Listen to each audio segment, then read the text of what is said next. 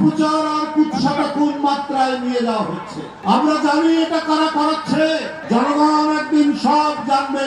আজকে জাতীয় এবং আন্তর্জাতিক চক্রান্ত তারেক রহমানের বিরুদ্ধে করা হচ্ছে। ইসলামী ছাত্র সংগঠনের অত্যন্ত গায়ে লেগেছে একটা জিনিস, যে প্রধান উপদেষ্টার সাথে লন্ডনে বিএনপির ভারপ্রাপ্ত চেয়ারম্যানের একটা বৈঠক হয়েছে, কিন্তু বিএনপির বিরুদ্ধে অপপ্রচার করতে ইসলামী ছাত্র সংগঠনের ওই ইসলামী দলের ছাত্র সংগঠন এবং আপনারাও তো কোনো কার্পণ্য করছেন না, লাগামহীন। কিন্তু আমরা বাস্তব প্রমাণ কি দেখলাম? কুমিল্লার মুরাদনগরে একজন হিন্দু সম্প্রদায়ের নারীর শ্লীলতাহানি করা হলো, বলে দেওয়া হলো সে বিএনপির একটি অঙ্গ সংগঠনের নাম দিয়ে। সেই ধারাবাহিকতায় আবার 3 জনকে হত্যা করা হলো কয়েকদিনের মধ্যে। ওই ধর্ষিত নারীর স্বামী বলল যে এটা হচ্ছে ওই মুরাদনগর থেকে একজন উপদেষ্টা আছেন সরকারে, তার স্থানীয় কর্মীরাই কাজটা করেছে।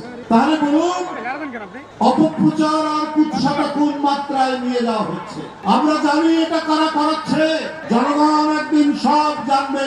বিএনপি জাতীয়তাবাদী শক্তি, এই কারণেই আজকে জাতীয় এবং আন্তর্জাতিক চক্রান্ত তারেক রহমানের বিরুদ্ধে করা হচ্ছে।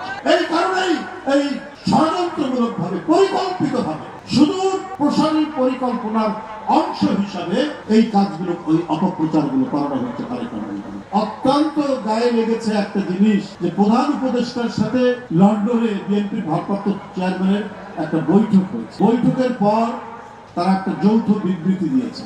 এরপর থেকেই হঠাৎ করে সংখ্যানুপাতিক নির্বাচন, পিআর যেটাকে বলা হচ্ছে, আর নির্বাচন পেছনের দাবি তারা শুরু। তারা মনে করছেন যে তাহলে তাকে নির্বাচন হয়ে যাচ্ছে।